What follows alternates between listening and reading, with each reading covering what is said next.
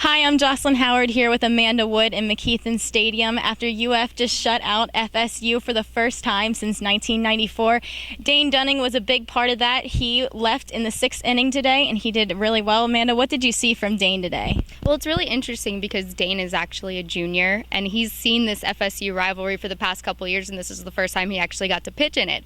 He threw 5 2/3. He had 5 strikeouts, 1 walk, which is really good, and he threw most of his pitches for a strike, so that's really big. I know that Sully is really big on wanting their pitchers to throw all of their pitches for the strike, the changeup. He had a really nasty curveball tonight. He did really well. It was impressive, and he had a really good defense to back him up. He came into a couple double plays, and it was a big night for Dane. Not really sure where they're going to go forward with Dane. He might stay a midweek starter. He might go in the bullpen and start coming out of the pen on the weekends. We'll see going into SEC play. It's up in the air. Yeah, and pitching was really good tonight, but also the hitting was really backing them up.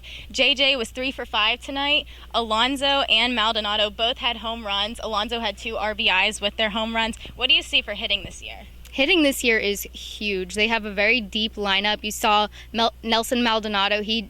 Sully was trying to work him into the lineup this year, and he finally got in there, and he got his home run tonight.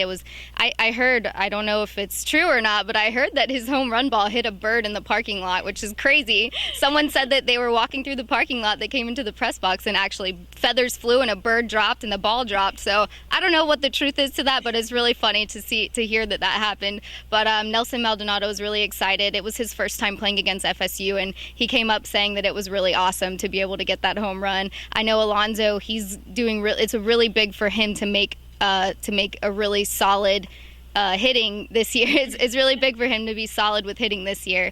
He dominates at first base, and to see him get in that lineup and get a home run tonight was pretty impressive. And Maldonado's a really big impact so far this year. He started off a lot of pinch hitting. Now he's really starting to get into the lineup and get in the groove of things. He was a little nervous, he told us, against FSU here, but he really did fall into the rhythm of things. And FSU tonight was a little shaky. We saw a lot of fly balls that they didn't get. It could have done with the sun, but also could have something to do with the huge crowd that was here tonight. It was, I believe, the number 5 biggest crowd that has ever been in McKeithen Stadium. What do you think about the crowd, Amanda? I mean, it was an intense crowd. It really was. There was a bunch of people yelling from the crowd. Every pitch, every batter had to have faced the crowd tonight, because it was mainly Florida fans out here.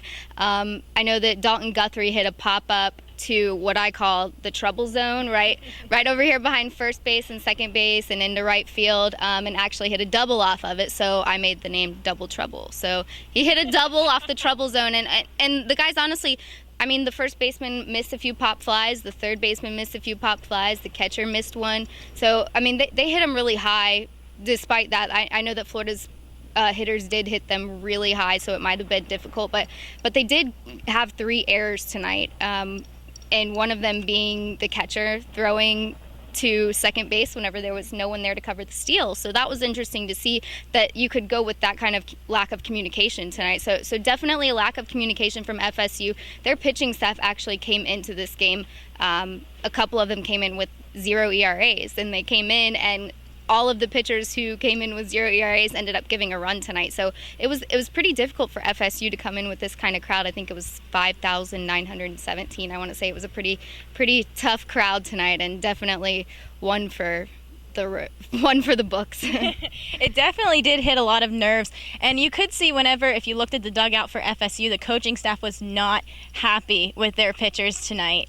This win was big for UF tonight. They go into SEC play this weekend, Friday through Sunday, against Mizzou. Stay tuned here on FightinGators.com for all of your Florida sports news and updates. For Amanda Wood, I'm Josslyn Howard.